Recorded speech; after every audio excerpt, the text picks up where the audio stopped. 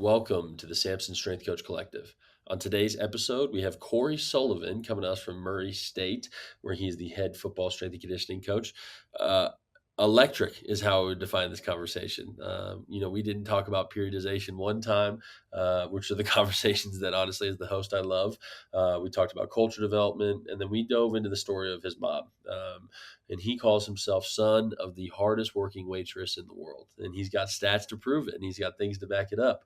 And so it was just a fantastic conversation with him, talking about the people who've influenced him in his life and then how he's translated that into his coaching. You can tell he's an extremely passionate coach, truly cares about his players and wants to see the best for them. So, as always, I always think it's a fantastic episode, but this one really energized me for the rest of the day as well. So I'm beyond excited for you all to listen. As always, thank you for listening, and I hope you enjoy.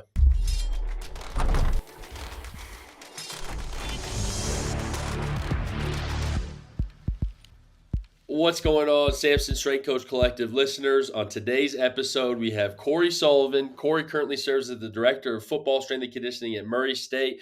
Cory, thank you so much for coming on, man. Yeah, I appreciate you having me, man. I had one of my really good friends, Corey Bell. He was on the podcast, got to hear him, and the way you interview was really impressive. And I'm just glad that you're having me on, man.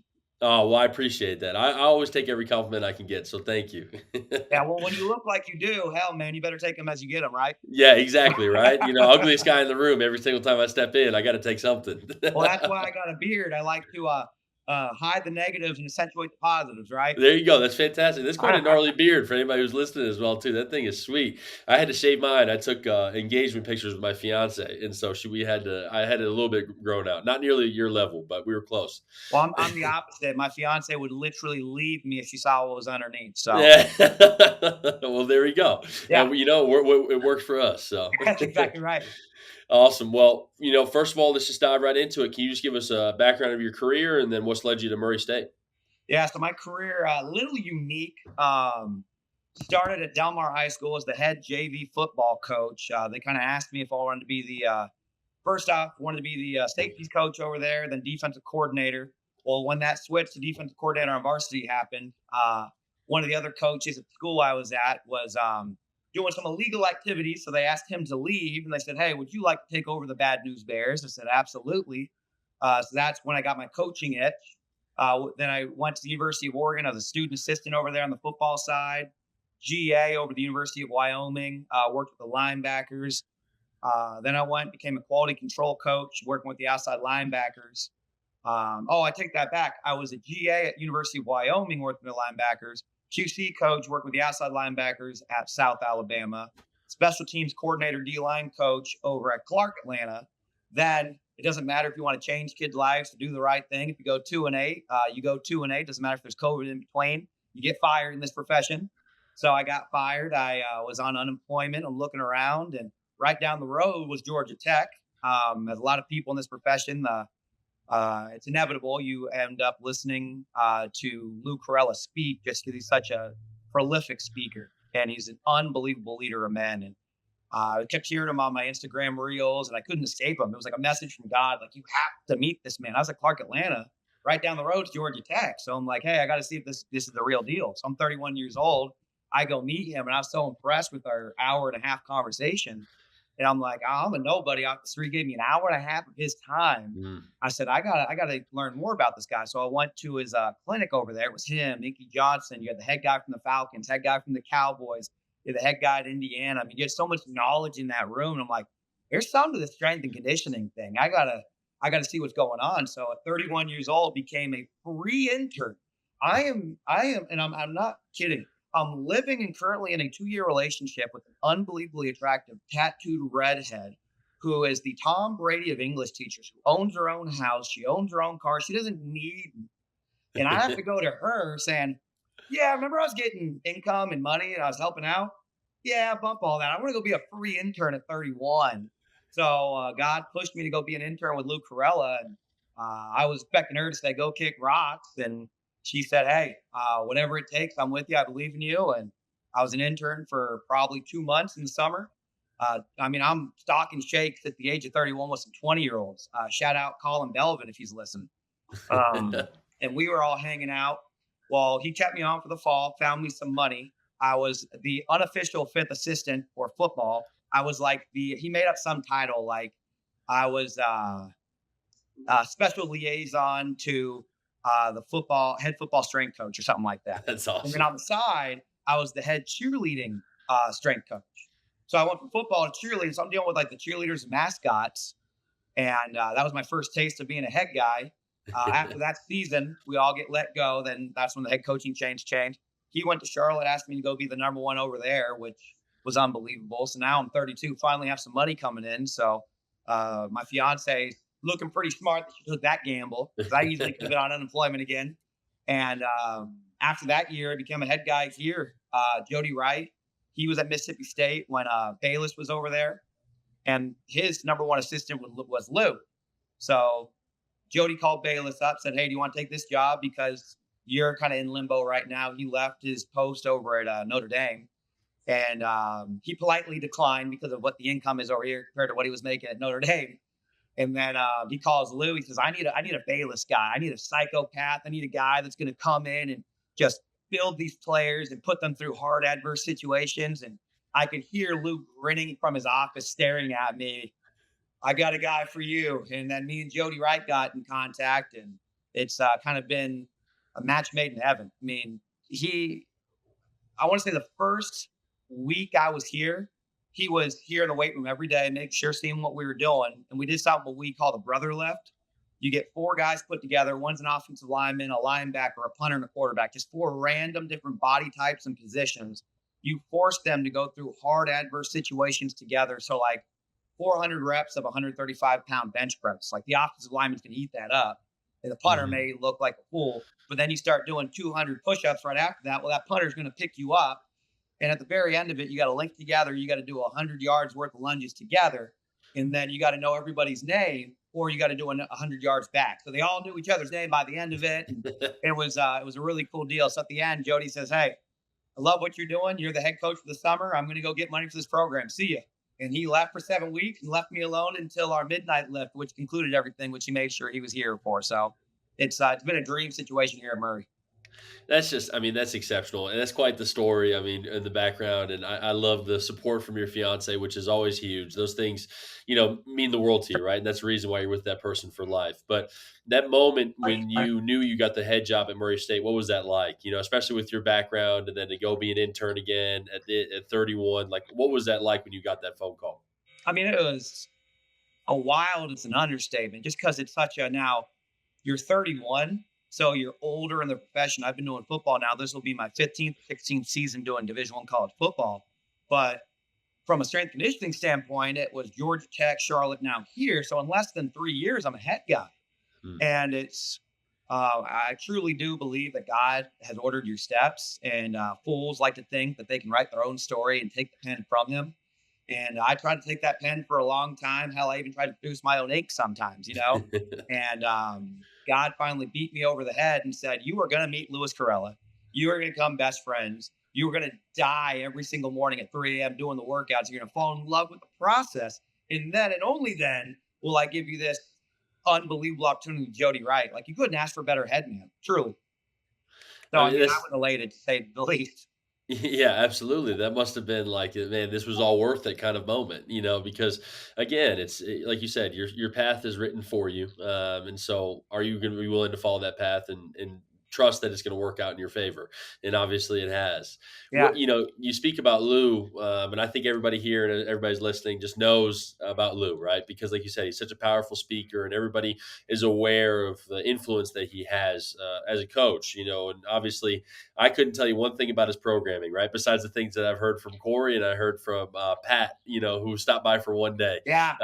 And so I know, though, that he's a fantastic coach because of how he commands the weight room and how he gets people to buy in. What are the main things that you've taken from Lou as you worked with him? Uh, I talk to that man probably 3 times a week. That is truly my best friend in this world. I mean, it goes probably Jillian, then Lou in that order. And Jillian's my fiance.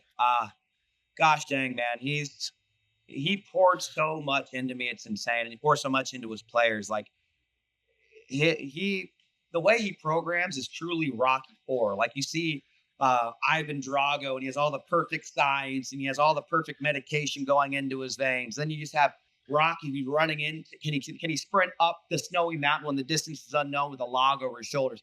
That is Louis Carella. Like literally, and I'm not kidding you when I say this. And I'm by myself and I'm not working out with Lou, but I feel like if I don't work out as hard as I humanly possibly can, I'm letting my ancestors and Lou down. So like this, like past Monday, I lunged at 3:30 a.m. a mile before I came inside and did my workout because Lewis programmed me to do that. Like I have to earn the right to coach my players. Like if Mm. I don't do hard stuff, I can't expect them to do hard stuff. And I'm a firm believer in that. Like I during the summer and during the winter during their building phases, I do every single rep those kids will ever do because that's what Lou does, and it's to see how the flow is, to make sure it's safe, and to get insight. Like if you write it down, you think you know when it's going to be hard, but some things come up and bite you in the tail. Like, oh my god, these pull up ISO holds, this is it. These guys are going to try to quit. They're going to try to tap in. And I know that's when I got to coach them and hold them accountable. And that's when I got to get after these guys, and it gives you such an insight, man. Like Lou, Lou's is such a special individual. Like he cares about the players. And people always say like they don't care how much you know until they know how much you care. It's a cliche, but it's a cliche for a reason. He meets every single player for 20 to 30 minutes at a time. And he sits down with them and he gets to know them. And he says, what's your name? Who's in your family? Tell me your family dynamic. Who's the worst coach you ever had and why? Who's the best coach you ever had and why? Hey, what's your most influential tattoo? Why'd you get a tattoo? And he's trying to get to know these people. What makes them tick? Because some kids, they thrive when you cuss at them. They thrive when you doubt them. When you start to, hey, you're not good enough for this, man. That you see them rise to the occasion. Some other kids will, and you need to build them up. You need to say, hey, man, don't forget where you came from. And it's you don't know that until you sit down with every single one of these players. And I cannot thank God for putting Lou into my life, man. Like he is beyond a special individual. He's one of those unique individuals on this earth that if everyone got to meet him, they'd be better for it. I promise them. Mm. Um, I think you just bring up such a great point with getting to know the players, and I've heard the argument before about not doing player meetings, right? On the football side, especially because of how many people there are, right? In basketball, I don't think there's really an excuse. You got 15 guys, you should know them all really well. But right. if you're a head strength coach, you're working with 120 guys. I think it's still extremely valuable because my main point is exactly what you mentioned. If you coach some guys super hard and they don't like that, right, and they need a little bit more encouragement, that could have been the one shot that you had at connecting with them and Yeah. they may write you off forever. So you need to know this stuff before you coach them, so you don't break that relationship down. There's no doubt. There's so many players, especially in this day and age, and I'm a product of it, of coming from a single mother hustle, right? Like a lot of these parents don't have male influences. So their male influences are based off this cartoon image of when me and you were growing up, it was the cartoons and superheroes with 24-inch biceps and running into burning homes. And now you get like, hey, don't disrespect me and step on my shoes. And it's this cartoonish of like, oh, you're talking down on me, like, and they're getting these silly skirmishes for no reason because I think that's what a man is. You got to poke your chest out when anyone questions you, and Yeah. that's not what it is. And you have all these guys that have, especially in athletics, you have 4 or 5 male influences that are just using the kid because of their talent, and Mm. you only have that one chance to really be written off by the kid, or let me open the door a little bit. Let me bring this man in. I'm curious about him. And you don't know that if you don't know how to coach him. Mm.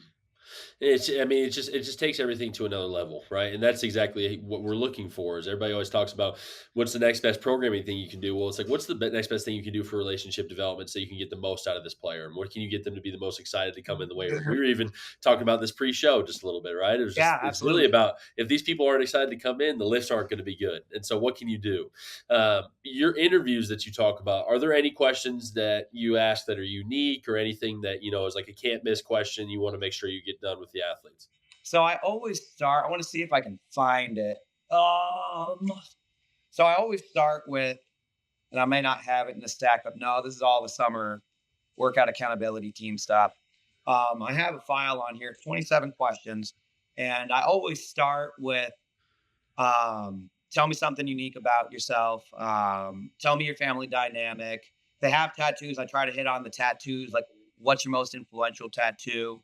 I want to know who's the worst coach that they've ever been with and why, who's the best coach they've ever had and why. And sometimes I'll name people that currently on staff. And Mm. you're like, they'll look around, like there's like microphones in here, like I'm trying to like get them, like, you sure no one's gonna know, you know? And So I have 27 questions that I ask. I'll ask like, give me a hero, a hardship, give me a highlight of your life. But it depends where the conversation goes. So you always start with some of these scripted questions, and then it'll kind of veer off into its own conversation. Like Yeah. sometimes the kids don't talk very much, and you're hitting 16 of the 27. And sometimes you ask one question, and the kid just wants to pour his heart out because he has no one to talk to. So Mm. it really depends. But one of the more unique ones that I ask, and if I get there, it's always like towards the end. It's like, hey, Coach Jody Wright, who's our head coach, if he comes up to you and says, hey, because I'm in middle of nowhere, Kentucky. I don't know the landscape. So I said, hey, if he came up to you and said, what's a team function that we should do? I want to bring everyone together in the middle of fall camp. What's a team function that we should do? What would you suggest? And some of these kids just say stuff that like they would like to do. And some of the kids are from the area. They're like, well, 20 minutes away from here, there's like this camp. It used to be a fat camp, kind of like Camp Hope and Heavyweights. Well, if you go up there, it's just turned into a fun camp. You can rent it out for a day, and they have a lake. They have all these team building activities. And they're like, hey, Coach Wright, right up the road, 20 minutes up the what? You know Yeah, what I mean? Like, yeah, yeah. and then you have this $2 Tuesdays for bowling. We're in the SDS. So obviously, being frugal with money is huge at this operation. So you're like, hey, Coach, $2 Tuesday sounds pretty sweet. So you start to get this insight on stuff that you would never know because probably a quarter of our roster knows the area pretty well, which Yep. is sad because back in the day, you used to get 60, 70% because of the transfer portal, right? But Mm. you get some insight on your lay of the land. And sometimes I get some really good data ideas from like, hold on, let me write that down. Those are always good, right? Oh, there's And no doubt. It yep. don't matter where you got the idea from. Sometimes as long as you look like the superstar coming up with it and they'd have to come up with it, you're good on date night. As long as it's executed, that's all that matters, right? Absolutely. Well, I love that question too because honestly, there's so much emphasis on team building, and especially in the basketball world. Like we've done probably about I don't know 10 different activities this summer as a team, right? And it's Right. always like we found things that the guys like to do because I just know there's and from different coaches I've spoken with, they do these team activities and the guys hate it, and then Yeah, it actually kind of shuts down their ability to have fun with it and then see what the purpose is behind it, which is just get you guys together outside of football and get you guys connected. So I love absolutely. that question. Yeah. And I like the tattoos a lot as well, too, because obviously if it's important enough for them to put it on their body, it's important Oh, in their absolutely. history. So that's such a great question. Yeah. The best one I've ever heard was from Darby Rich, who was at Texas Tech, and he filled us in on the question he asked, which is if I were to ask you to tell you, sorry, let me tell you. Here's how it goes. I'm stuttering over here. My fault, man. He goes, tell me something about yourself that I couldn't find written on the website. I couldn't find written on any news article that's ever been published about you. I could never find this. The only source of information I could get this from is you. Tell me something about yourself, right? And Wow, so I like that. yeah, it's great. And he told me that question. And then the next day I went up and I asked a guy who I'm probably closest with on the team, if we're being honest, because he was a red shirt last year. And so we spent a lot of time together. And I thought I knew almost everything about him, right? And I asked him that question. And then, he came out and said, well, really, I'm actually a really shy person at heart. And I'm like, that's a joke because at the end of the day, I know exactly you're so outgoing and everything. He's like, yeah, but if I don't know you, I really don't want to open up to you, right? And it just helped me understand a little bit more how to help him get out of his shell when he's meeting brand new people, right? Because Yeah. at the end of the day, it's about life skills afterwards too, because he's going to have to meet a lot of people in his life that he's never known before, and he's going to have to make a great first impression. So those player interviews just are so fruitful, and they give you so much good things that you can work with on the athlete. So I love them. I think they're exceptional. Oh, they're the best. I'll tell you what, I did it wrong this year because the first 4 weeks I didn't have an office. Yeah. So literally, I got here. We did 6 weeks of training, and then I got 2 days on week 7, and then we cut them out. And usually, as you know, it's an 8 week program you try to put together. So I had to fit everyone in those last 2 weeks. So I was from 11:40 until 4:40. I was meeting with players, and Wow. it was.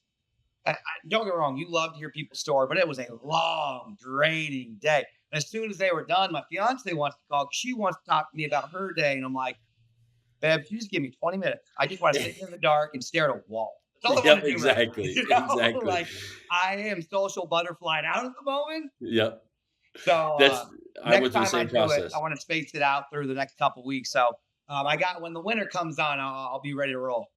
That'll be good, right? I went through the same Absolutely. process as my fiance. She had to learn quickly that I need about a 20-minute buffer when I get home, just so silence and just so not ask anybody anything or hear anything. So it makes a difference. Once we learn that about each other, things have been really good. So Absolutely. you mentioned being the son of a single mom earlier, and you've brought this phrase up, which I think is amazing: "Is son of the hardest working waitress to ever live." Can Absolutely. you fill me in on what that means to you and just what your experience was? Well, it's funny there's two statements that I constantly say. One of them being, I'm the son of the hardest working waitress. And obviously, I think people are proud of their mothers and they want to champion them and put them up on their shoulders. But I have stats to prove that. That's not just a statement, that's a fact. Like the Campbell newsletter, which was a local paper. So you get San Jose, California, and then you had little towns next to San Jose, Campbell being one of them. The Campbell Observer, uh, at the third time they gave her waitress of the year in the newspaper, they said, Donna, this will be your last one because we need other people to win this. And it was literally like a fan vote. It was like the Pro Bowl. Like fans got to vote and call in. And literally, not only did she win that three times, the waitress that she worked at, it used to be called Emo Villas, and then it was called the Hickory Pit, which is no longer with us. On Monday and Tuesdays, they gave out free pie with their meal. They were known for their pie and their barbecue. Well, they gave out free pie. Why'd they do that on Monday and Tuesday, odd days? My mom didn't work those days. So to get people in, like people would wait like 30, 40, 50 minutes. And my mom used to tell me that, and her boss used to tell me that. I'm like, okay, that's cute. My best friend, Alexis Harris, got a job there as a hostess. She's like, oh no, people will wait in lines for your mom. Really? Because and the food was really good. I wouldn't say it was a 10 out of 10, an 8 out of 10, very solid, really good food.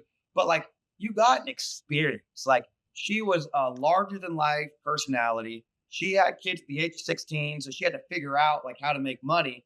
If she didn't have kids at the age of 16, she's on Broadway because she has a massive personality. Like people always talk about how like I'm larger than life, and you have this. I'm like, I am in the shadows of Donna Sullivan. It's not even close. Like she would make people feel incredible about themselves. Like she had a great innate quality about herself where people like would walk different when they're done talking to her. People like they walk with their shoulders down when they're done. They walk like this, all proud because she'd call them honey, pumpkin pie, snickerdoodle. How are you doing? And she would know their order immediately. She was really good at making people feel important and feel like they were part of her family. I mean, she was so unbelievable. One of my favorite stories, my mom, and I'll tell the story to the day I die. One of my favorite things is to tell my kids, get caught in the act of being yourself, right? Because everyone says if you get caught in the act, like, I got you usually think hand in the cookie jar. You're like, you're doing a bad thing. Or you're like, oh no, I got caught. Like my mom, she had to get her appendix taken out.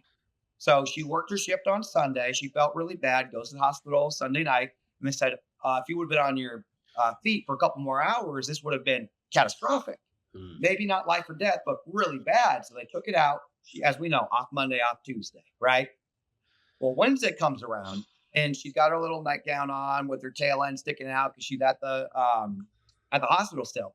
And she's like kind of getting itchy. Like everyone in my family's got addiction. Hers just happens to be being the Tom Brady of waitresses, right? So she's like getting like jittery, like I need to go in. My shift's about to happen. And her shift's supposed to start, I want to say noon, one ish. And she starts getting really antsy at 4 o'clock because there's this old man, a customer that she swears she is the only friends with this man because he lost his wife. He's on the tail end of his life. And he used to come in and get the same thing every time and have a conversation with my mom.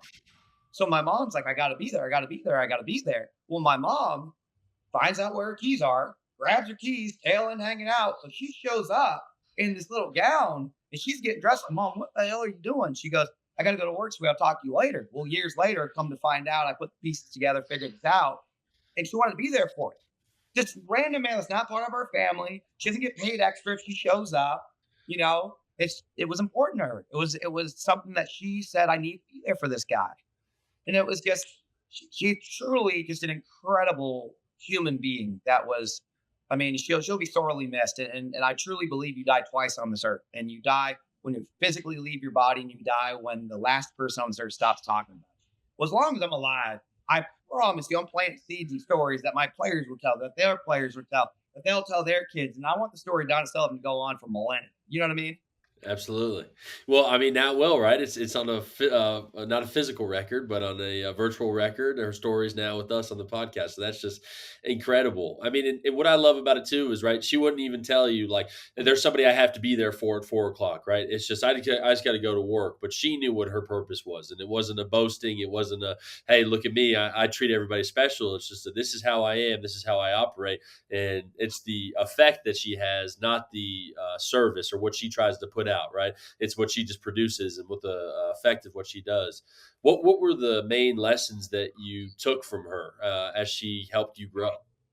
Well, it's so funny, man. Like all my lessons came after the fact because she worked Mm, so much. Like she barely came to my games, and it's not her fault. Like I knew, and I always told her like I was the oldest male in the house, and I think it's just innate for my mom, just the way she grew up, to like look for like um, a male leadership figure. So at a young age, she'd ask me questions like, "Hey, am I okay not to go to your game?" And I'm like, "Yeah, that's fine." Like, I don't know why you're asking my approval, but she'd always ask like before anything like big would happen. She kind of asked her, not really seek guidance, but like it was more like to get me to understand what's happening. If that makes sense. yep. And when I went to the University of Oregon, I was a student assistant, and Chip Kelly was our head football coach. And every Thursday, we'd have a team meeting with everyone.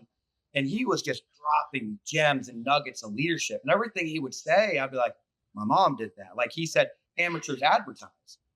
Perfect example. Go look at that story. My mom didn't say, look how great I am. I'm going to go see this man because I'm the best person in his life. No, I need to go to work, honey. And then years later, I'm like connecting the dots. I'm like, which makes the story even more powerful. You're like, damn, what like I'm figuring out what's happening after the fact, not because she's boasting about it, you know? Yeah. It was always these leadership lessons I learned from books from great leaders.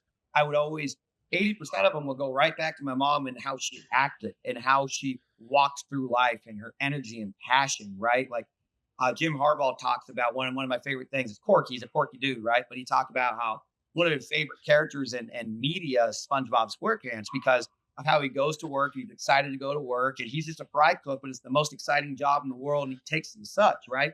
My mom was no different. Like my mom literally treated every single day like it was her Super Bowl. Like she would come in and she would hustle.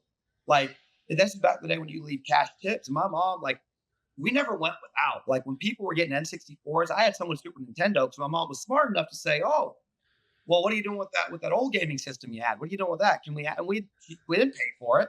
So when people had Jeff Garcia, Terrell Owens, Garrison Hurst jerseys, I had Steve Young, Jerry Rice because those were the years past. I Yeah. had all the hand me downs from other people's kids. Like all of like I was at West Valley Community College. I was living in a room for $500 a month because my mom moved away to go. That's a whole different story.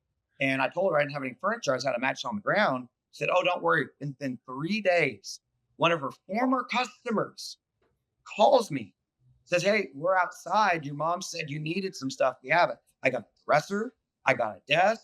I got Wow. a chair, all because my mom knew who to call. She knew who to call because she had this giant Rolodex of people that loved her. She was a waitress, and all of her customers, she had their phone numbers, and whatever they did, somehow, some way would help us. Like, hey, mom, there's something going on with my car. Oh, Javier works at Grease Monkey. Go over there. He'll take care of you. Just tell him who you are. So I call my mom. I'm like, hey, they're trying to charge me. Hold on. Give me a second. This man comes, I'm so sorry. I didn't know who you were. He's talking to your mom on the phone. Don't worry, we got you. And my mom was like, Javier's trying to trick you, man. Don't worry about that. I got him. You know, but that's because his family would come in all the time. It was Yeah. just, my mom was such a difference, man. Are you a hockey fan at all? Not enough to say I'm a full fan, but So long casual. story short, Mike Ricci was a fan favorite for the San Jose Sharks. One of the like he won't go down in the Hall of Fame. He's one of the better players to play for the Sharks that won't make the Hall of Fame, right? He came into my mom's restaurant with his wife all the time. I'm a huge Sharks fan. My mom didn't know who that was. She always said it was Crazy Mike. He took his teeth out and made funny faces to kids. And then he got traded to Phoenix. And my mom was like, "Oh, you remember Crazy Mike? He takes his teeth out, makes funny faces." Well, apparently he got traded to Arizona. I didn't know he played pro sports. I'm like, "Who is this?" He's like, "Mike Ricci." I'm like, "Mom, that's one of my favorite players." Years later, he becomes the player personnel guy for the San Jose Sharks. I go there at the age of like 14 to watch one of their practices. He comes out. I'm like, "Mike, Mike, Mike." I have to ask you, do you remember Donna Sullivan?" And he's kind of like thinking, and like she used to be your waitress at and remember it used to be called Emo Villas, turned into Hickory Pit. I said Hickory Pit. He goes, Hickory Pit, Hickory Pit. Is that Barbie? You mean Emo Villas? I'm like, yeah, Emo. Donna, the big hair. I love Donna. Knew exactly who that was. And this Wow. years after the fact, a professional athlete knew who my mom was just because they were good people and she was larger in life and they had great conversations. Like she had an innate ability of making people feel good. She's incredible, man. I could talk about her the whole podcast if you want. Wow. I mean, it's just so refreshing, right? To hear exactly of somebody who takes that advice of make every day your Super Bowl, right? Because Yeah, at the end of the day, it's really easy to say that, right? And I can tell you, I don't do that. If we're being 100% honest, there's some days where I'm not in the best mood, and I'll figure out a way to get better, but it's still not going to be my Super Bowl for that right. specific day. So when you hear about people who actually take that mentality and actually implement it, it's just incredible what the result is. And so it's just such a great lesson from your mom, even teaching me, right? Yeah. And I never even met her. So, do you communicate this story with your players as well?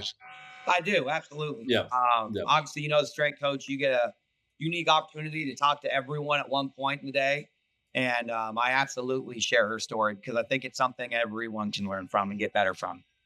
It's just incredible, and I know exactly what we're going to title the episode now. Son of the hardest working waitress to ever live. So, Absolutely. absolutely. Well, obviously, culture development is a big piece, and the lessons that you've learned from your mom and the lessons that you learned from Lou. What are your main points of culture development with your team now?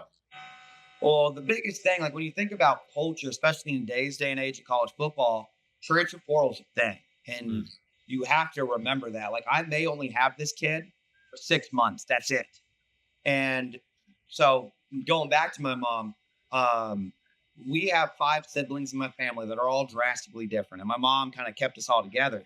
When she passed away, we all kind of schismed. We all kind of did our own thing and we were moving on. We're all trying to figure out, pick up the pieces. And the ones we want to be close with were coming together. But when my mom left, she was such a powerful individual that she kept us all together despite our differences, right? So what I learned from that is that when hard adverse situations happen in a family, you either come together or you schism apart. mm. And I use that in culture development. So learning from Lou again on Fridays, my Friday lifts make no sense, but make all the sense in the world. I'm going to try to force you to work with someone you haven't worked with, and you guys are going to work together as a unit to overcome some unbelievably, insanely hard adverse situation.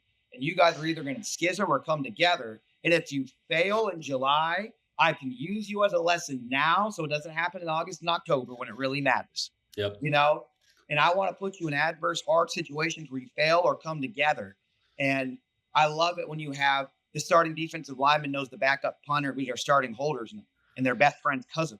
Because normally the kickers are the weird kids in the corner that play hacky sack. You don't know who the hell they are and what they do, but they're the most important person in the world when it's 4th and 3, you're down by 2, and they're about to kick the game-winning field goal. Now they're all of a sudden important. So I got to put you guys in situations where, at the end of the day, I want everybody here to have worked with everyone, know everyone, and to have worked with them in some sort of capacity, right? And it's through building moments through adversity, if that makes sense. No, absolutely, and I mean, I'm just such a big proponent of that, especially like you mentioned, failing is good, right? I Absolutely. love failure, but I like it in the off season way more than I like it in season, Ain't right? no doubt, man. And so if we can create those situations where you do fail, and sometimes I'll set people up to fail 100% with the workouts. Like I know that this is not you're not going to be able to get this done. So how are you going to respond, right? Yeah. And what does it look like? Do you break apart or do you come together? And so I think that putting people in those situations is so valuable because you have to teach them one how to fail, especially for people like you said. You might only get these people for 6 months, and so it doesn't matter if I coach you for a day or if I coach you for 6 years. Right? At the end of the day, I hope I made an impact on you, and so I hope I try to teach you lessons. And those are the main lessons that you can give people: is how do you respond to failure, and how are you going to come together as a team? Are you going to be somebody who's going to blame other people, or are you going to be somebody who takes accountability? And how does that look coming forward? So I love that aspect of the culture building. Well, and the best thing about all that, we have one of our players, and I'm not going to say who it is, that's not fair. During our player interview, everyone would always say, I asked these players, who do you see as a leader on this team and why? His name got probably brought up the third most amount of time. You kind of keep a running tally and you kind of, because you want to go to the head coach and say, hey, I know who you want to be a leader, but I'm letting you know who they see as a leader. Yeah. Sometimes your kids have false idols and you know that's really not a leader, but they see it because he's the loudest and most vocal or whatever it may be. But you just got to hey, perception sometimes is reality, coach. And these guys is how they see it, right? So one of our kids, he was brought up as being a leader, but when shit got hard in our runs and we had to do extra reps if you didn't touch the line or touch the right hand or whatever it may be, didn't finish through the line.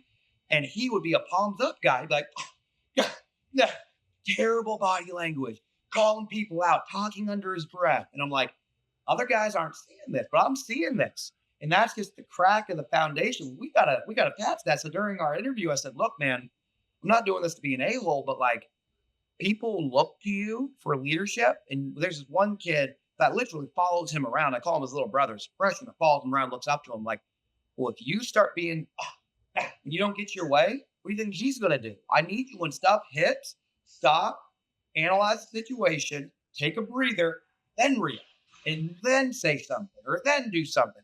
Your body language is terrible on our run day. It's terrible when you're put in groups and someone's not working to how hard you work, you know, and you Mhm. bring that up to him. That happens in June. Thank God, because now he's going to start playing a lot of football for us, and he's one of our most influential guys out there.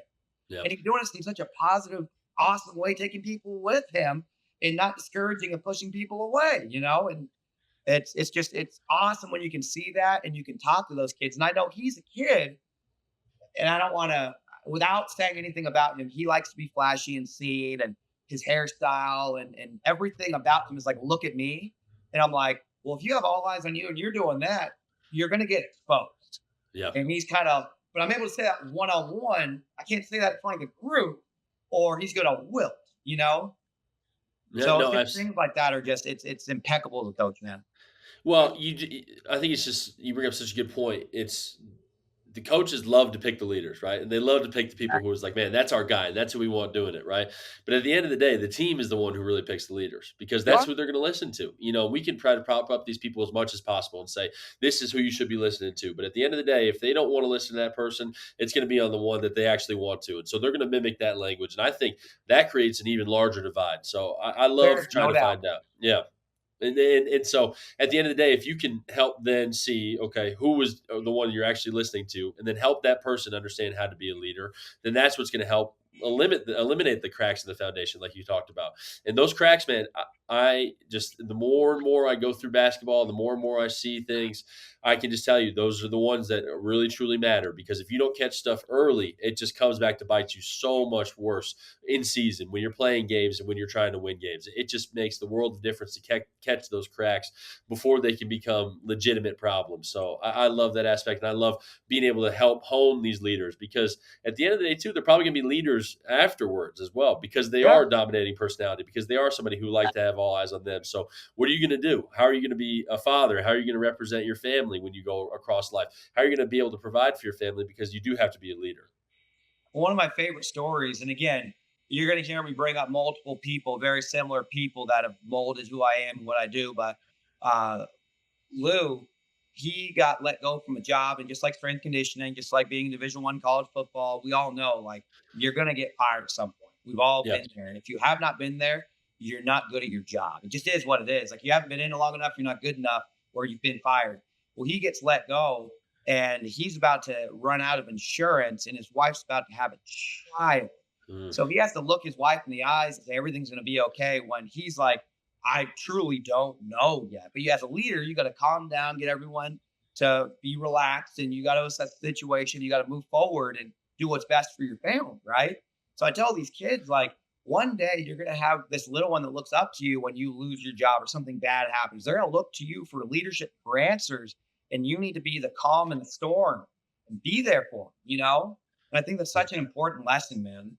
No, absolutely, and it's funny because I preach that to our players all the time, but we just did the bench test, right? And Right. so my number one pet peeve is when somebody doesn't actually gas out on that because I'm there to save you, right? And we don't do it, first week that they come back, nobody's going to blow a peck out. It's 185. Like it's really just, do you actually want to get this next rep? And so the most they've ever listened to me was when I gave this speech, and I was, I used different words for this, a little bit more expletives, right? But it's like when you hold your son or daughter for the first time and you look them in the eyes, are you going to say, I'm soft or I'm not, right? And like it translates to every single thing that you do. Are you going to give up when things get hard or are you going to push through on the rep, right? And so Absolutely. I just noticed all the players locked in. And again, I used a little bit of a different language and a little bit different Right. verbiage for it, right? But they still bring that up all the time. Is like, I do think about that stuff when it's a hard challenge. Like, how am I going to respond when I have kids, and how am I going to be the example for them? Because it is much larger than sports. It's way bigger than sports. There's no doubt. I mean, I've been saying it forever. And originally, I wanted to be a head college football coach. Obviously, God had different plans for it. He put a fork in the road and he said, "You will touch every individual just as a strength coach." And my number one thing, it has never changed. I want people to be better because in their life. I want them to be better fathers, better husbands, better future leaders in their community. Yeah. Period. And I want them to influence other people in a positive way to be better, you know? Mm. So how does that tie into the find a way Sure. mentality for you? Right, because in your culture, how does that all tie in for you? What are the things that you do to reinforce that? I'll tell you what, man, God's so funny. Like, I truly believe God has a great sense of humor. He put me with Tim Bowens. I was a special team coordinator with Tim Bowens over at Clark Atlanta Division II school. In that place, and it was not Tim Bowens' fault. That place was ran like a Mickey Mouse organization, and Tim Bowens worked his freaking tail off to try to put that thing together. That man had the weight of hit the world on his shoulders, but his thing and their motto over there was find a way or make a way, right? And I think that was their cop out of saying we're going to give you pennies and we expect you to make billions. But that's always stuck with me, and it's like, okay, we're always going to be cash strapped. You're always going to be in a situation where you're not going to have everything you want. So how are you going to find a way to get it done? And if you Yeah. can't find a way, just go make a way, right?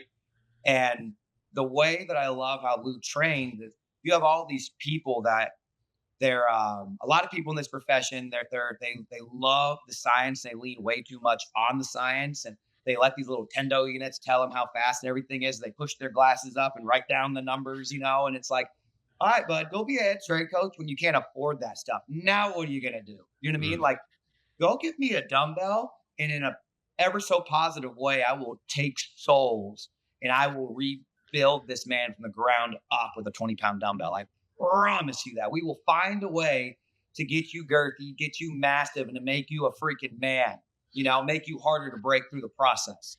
And you're not going to have everything. Like, there's so much stuff I wish I had here. Like, we don't have sleds. I don't have Mm. sleds. So I literally have players leaning on each other and they're marching with players leaning on them. So you have to not just coach the technique of the guy doing the marches, you need to coach the player on how to properly lean on him without crushing him, without doing too light and brother-in-law. But you just find a way or you make a way, right? Mhm. Coach Wright over here, it's a blessing and a curse coming here because it's like if it's done within the walls of the football office, it's got done like that fast and efficiently. If it has to get help on the outside of it, it's going to take months to get stuff done. So Coach Wright's like, look, man, I've never been anywhere where you get fired for spending too much money or asking for forgiveness later. Like, if as a player's best intention, go do it and ask Mm. later. Like, we're going to find a way or make a way and get this freaking thing done. So Coach Wright has just allowed me to do so many freaking things. Like, there's a workout we did, and I took it when I was in South Alabama. We had the Navy SEALs come in, one of those units come in, and they're with your players for a 24-hour period. And they literally just kick their tails forever and see who's going to break, take them to their breaking point. Well, I did that workout with them. One of the things they did, you get to pick up a rock that represented your will to win. You had to pick it up. So everyone's going to pick up the biggest rock, except for kids that are trying to get out of it. So as coaches, you're like, okay, you can identify that. And then you're not supposed to drop the rock. And you're just walking around campus. We walked around for, I don't know how long it was, but it felt like eternity because I was there with the players doing it. And you're just holding the biggest rock you can. And you can put it on your shoulder. You can put it on you can sit down in the squat and hold it. But like, all you need to do is keep moving forward and don't let that rock touch the ground. Mm. And when I was with Lou, I told him that idea. So we did a plate workout where we traveled around campus in Charlotte with 25-pound plates with handles. And we would run with these 25-pound plates. And you'd have to go with your unit of 6 guys. And we did a bunch of plate workouts. Some of them were like shoulder raises as a unit in a big circle. Some of them were bent over rows. Some of them were you had to pick in your unit who's going to hold both weights and the other one's not going to hold it. So now you got to figure out who's willing to bear the weight and who's not willing to bear. And you get all these tells. Well, we don't have 25 pounds here. So I'm like, okay. And throughout the summer, I got really lucky that I got some psychopaths as coaches. Our receivers coach, our D line coach, and our corners coach. They did the workouts with me at 3:30 a.m. every single morning, which is great because gave me so much insight. Well, the week they left, because coaches are on a whole different schedule in the summer, they left for a week, and I wanted to do that workout.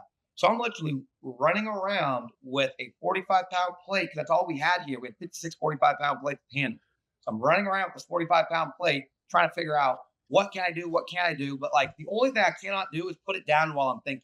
So like I would take a knee, put it here, text like a list of notes like of different workouts I want to do, and I ran up one side and I'm like, okay, this will be really good. And I ran down like, hold on, I'm not 300 plus pounds. Going upstairs, this is very dangerous. So let's not do that.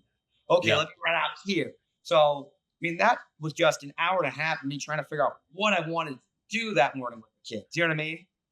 And it's just finding a way when you don't have the equipment, how to get it done. And it's like, if I just wrote down stuff I want to do, it would have been a disaster.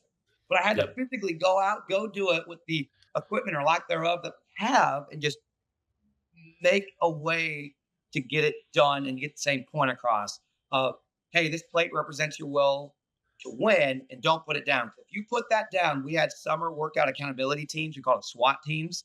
And if that weight touches a blade of grass or touches a little rock from the gravel, touches the ground at all, everyone in your unit of 6 gets -5 for their accountability team. And Mhm. you get -10.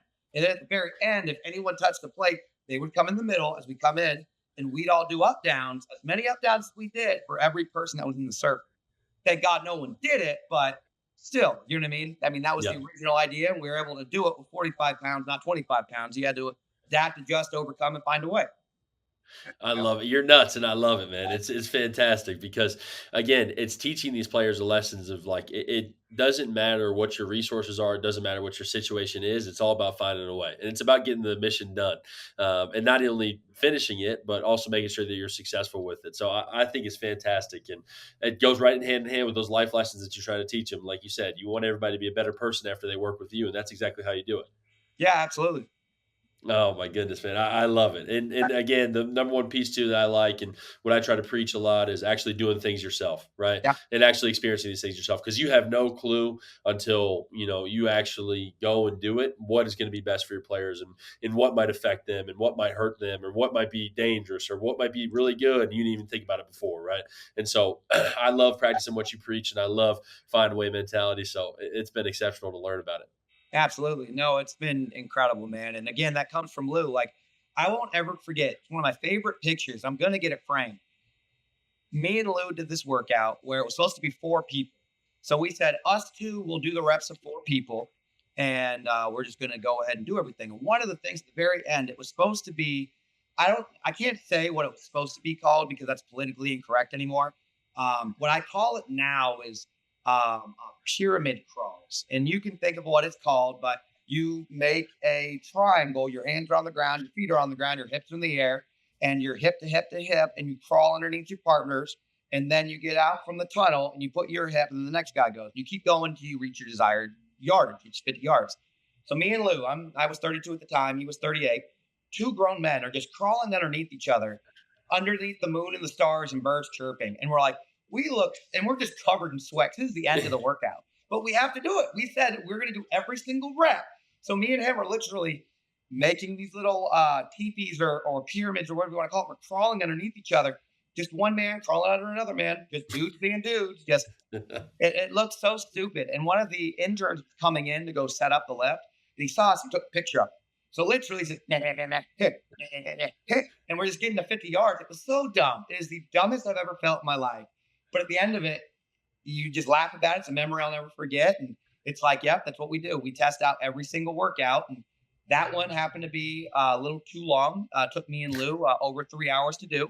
So we got some protein shakes. We got some Eggo waffles for some carbs. We went into my office and he said, cut that, cut this, add to that, move that. And then the players did it and it worked out great with the 4. They literally got to the time limit and all but 3 teams finished in both sessions, which is great, you know? I mean, but they're Yeah. literally hitting like the time at the end. Like we had them for 90 minutes and they're all hitting that 90-minute cap, you know? And the teams that didn't succeed, shocker, they were pointing at each other and arguing with each other, and now they're a great lesson to learn from, you know? Yep. And it's you're bonded for life doing that stuff, man. It's exactly like you talk about. You and Lou are such great friends, and it's because you do those things together, right? And so, if you want your team to be friends, it's great to have those exercises as well. Oh, there's no doubt. If Lou needed me right now, if he called me and it was emergency, I would lunge from Murray, Kentucky down to Charlotte, North Carolina just to go help him. I promise you. Yep, exactly, and that's what you try to build. And that's what you want with your teams, and that's how you're successful. Ain't no doubt. Wow. Well, Corey, man, I've really enjoyed it. I've loved getting to know you, getting to hear stories about your mom, and then your whole program. It's been fantastic for me, and I know our listeners loved it as well. If anybody wants to follow you on social media or wants to reach out with any questions, what would be the best way to do Oh, heck, man. I always forget what my social media is, man. I know my that? Twitter because I was recruiting forever, but I'm never on Twitter. Yeah. So you can reach it. My Twitter's Cory J. Sullivan. I know that one. Um, Instagram is the best way, but um, Instagram's just type in Cory Sullivan. It's a dude in a suit, which I never wear a suit. It's my Clark Atlanta photo. My beard and my neck are a little thicker since that photo. Um, but if you hit me up on Instagram, if you hit me up on Twitter, those are probably the two best ways. I'll give you my phone number immediately because I hate texting. And I'm an open book. Anyone that wants to come here, and it's always an open invitation. If you want to come work out with me at 3:30 a.m., meet me at the field, and we'll get after it, man. I'm always looking to work out with other humans that got that warrior mentality, man. I don't care who you are. Working out by yourself at 3:30 a.m. is always difficult. When you have another human pushing you, oh, it's unbelievable. Way I love better. it, man. Oh, 1,000%. Way better. Oh my Ain't no goodness. doubt. So please, if you ever want to come down from the mountains of Appalachian State, Yeah. come on, meet me in the middle of nowhere, Kentucky, and I'd love to have you join me, man. I think that'd be a blast. Well, it sounds like I've got a lunch there, so I'll get started today, and I'll see you in a couple weeks. Absolutely. No, no, you'll make it less than a week. You're a warrior. You'll probably make it 6 days. All right, that's a deal. Hey, Well, absolutely, thank you, brother. Corey. I appreciate you, man. Thank you so much. Absolutely.